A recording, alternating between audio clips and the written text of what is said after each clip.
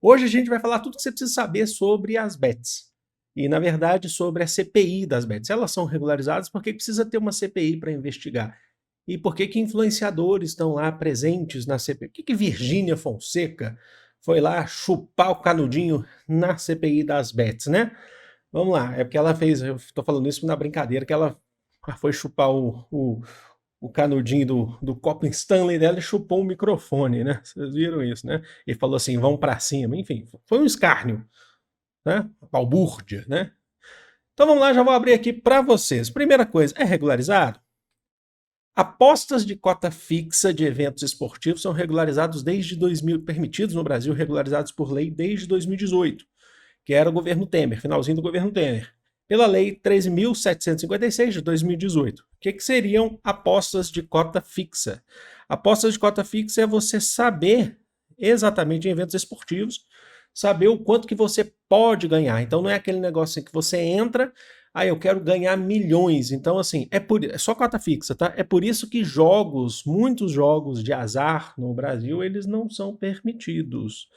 Aquele que assim, você pode ganhar e resolver sua vida. Não é assim. Então é de cota fixa. Até onde o aplicativo ou o sistema, não é só o aplicativo, tem que te mostrar até onde você pode ganhar. Desde 2018, governo no Temer. Mas ficou uma coisa muito ampla, ficou um negócio assim que muita gente queria apostar, então teve muita irregularidade. E aí você teve que regularizar.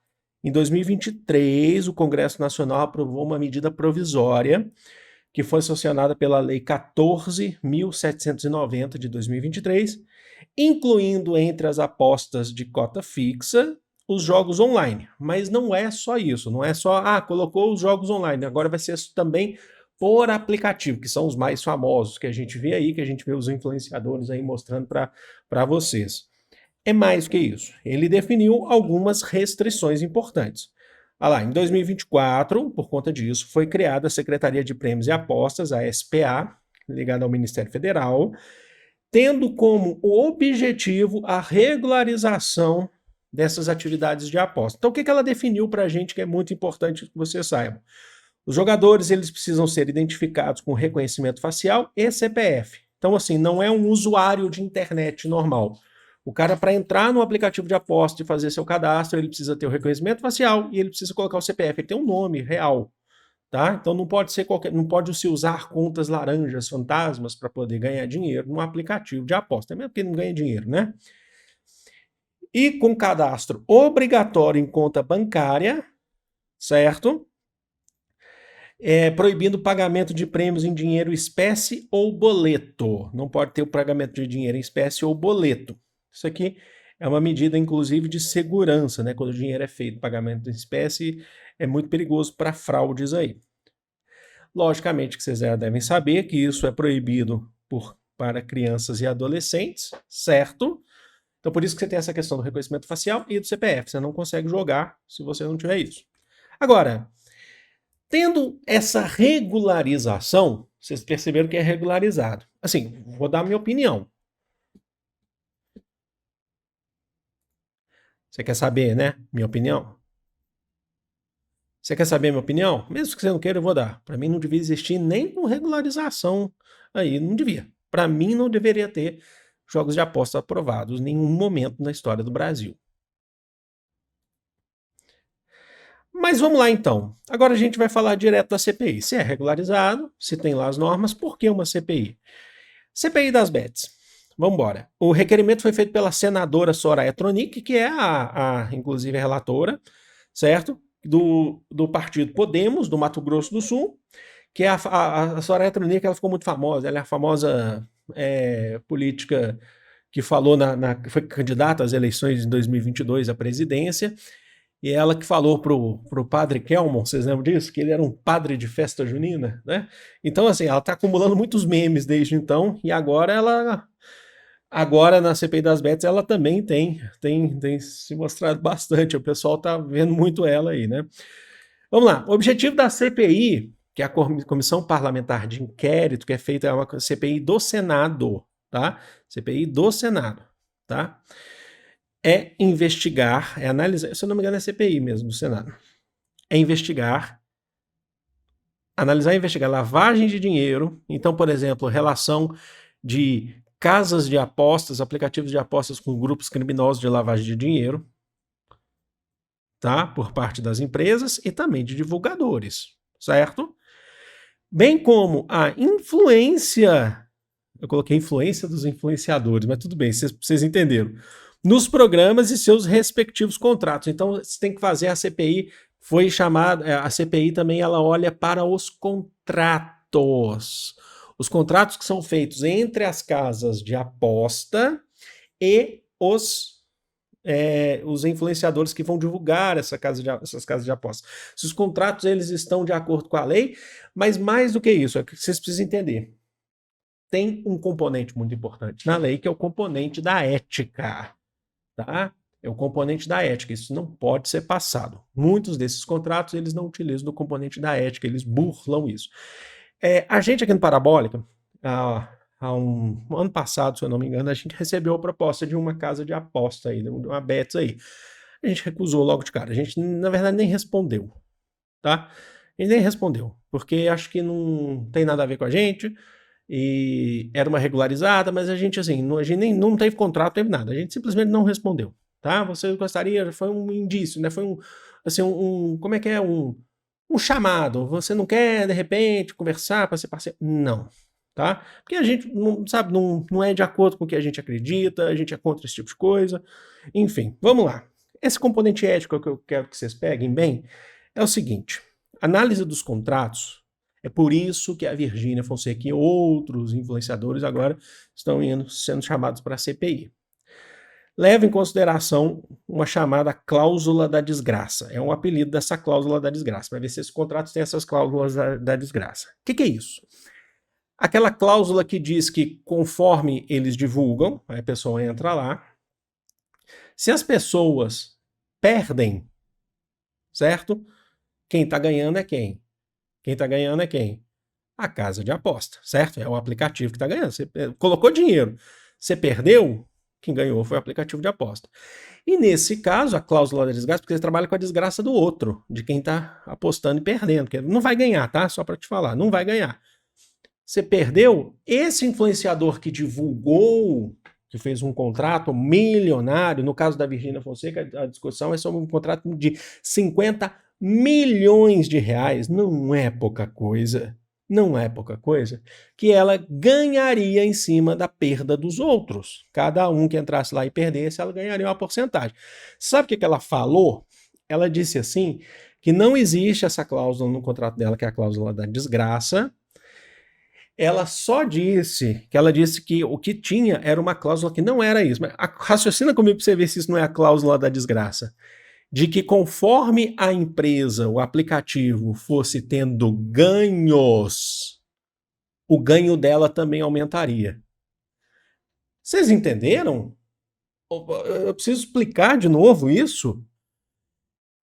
Como que esse aplicativo ganha dinheiro? Através da derrota dos outros, que aplicam dinheiro, colocam dinheiro lá no aplicativo e perdem esse dinheiro. E aí o aplicativo fica com esse dinheiro. Então a forma desse aplicativo de ter ganho, crescimento, é através da derrota dos outros. E o que estava falando na cláusula dela? Que conforme o aplicativo fosse ganhando dinheiro, fosse crescendo, ela também aumentaria os ganhos dela. Ou seja, é uma cláusula da desgraça disfarçada. Se é de fato isso. Foi o que ela falou e essa é a questão, tá? Se é de fato é isso que aconteceu, tá? Que talvez não tenha jogado lá assim, quando eles perderem e tal, acho que foi colocado de forma mais geral. Segundo o que a gente tem ali, que foi falado na CPI, tá? Então é esse. Então você vence com a perda dos usuários. E você acha correto você divulgar um aplicativo nessas condições? Não, já divulgar já é um escárnio. Mas nessas condições, gente, sabe? E ela falou lá que ela não, falando da Virgínia especificamente, ela falou assim que ela não venceu. Ela já era rica antes, tá? E a Soraya Tronic falou, então para, você não precisa disso, tal. Ela já era rica antes, mas assim, divulgar, gente, eu tenho uma opinião muito, muito radical, assim, não é radical, eu tenho uma opinião muito concreta em relação a isso. Que para mim o cara que divulga casa de aposta para você, sabendo que você vai perder e ele vai ganhar, é mau caráter. Não interessa qual for o influenciador. Infelizmente, casas de apostas, aplicativos estão patrocinando futebol brasileiro, tudo quanto é modalidade esportiva no Brasil, né? Vamos lá. Também, peço desculpas, deixa eu tomar uma água aqui. É questionado se as contas utilizadas, foi questionado inclusive pela Virgínia, pelos influenciadores, são as mesmas contas que os usuários utilizam, são contas demonstração. E ela falou, não, a gente recebe uma conta lá com um login e uma senha específica. Nessa conta, que é porque geralmente o influenciador ele vai te mostrar como você faz, ou seja, no aplicativo, pelo celular, ou pela tela do computador. Aí ele filma, ele grava a tela. Vai mostrar lá que ele sempre ganhou. Ele, tô ganhando, tá vendo? Tô ganhando. Para você achar que você pode também. Só que essa conta que ele está utilizando não é uma conta pessoal, é uma conta cedida pela empresa. E aí? Uma conta cedida pela empresa que não está programada, não tem script para perder. Se perder, perde só um pouquinho, ele vai ganhar mais do que perde. Justamente para poder te induzir. Então é por isso que ela foi chamada na CPI das bets, tá? Agora, antes aqui, peraí, eu quero até...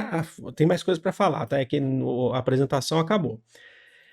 Eu tinha feito um vídeo nas minhas redes sociais, no Reels, então me segue lá, link aqui na descrição para vocês, eu falando sobre isso. E aí teve gente que veio questionar. Então, por questão de vício, cerveja e cigarro, quem divulga também tem que ser investigado. Vamos por partes. Cerveja e cigarro também fazem mal, lógico.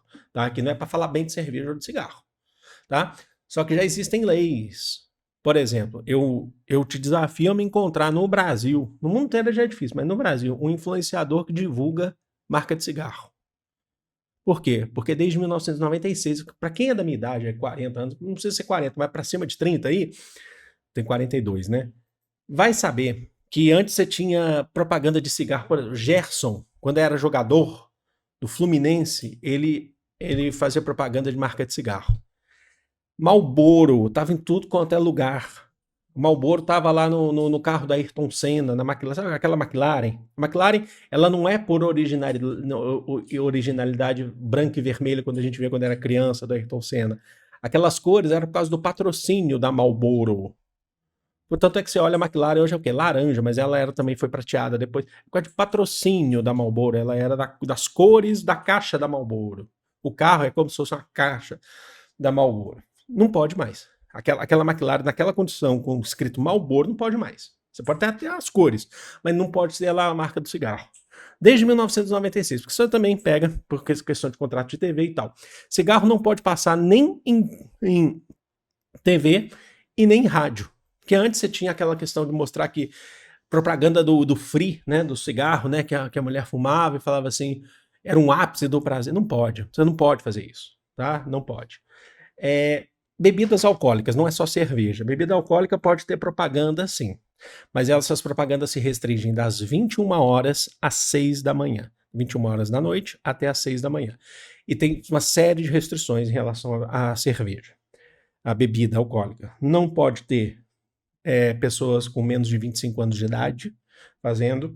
Não pode... Também é a mesma lei, tá, do cigarro, tá? Elas estão na mesma lei lá de 1996.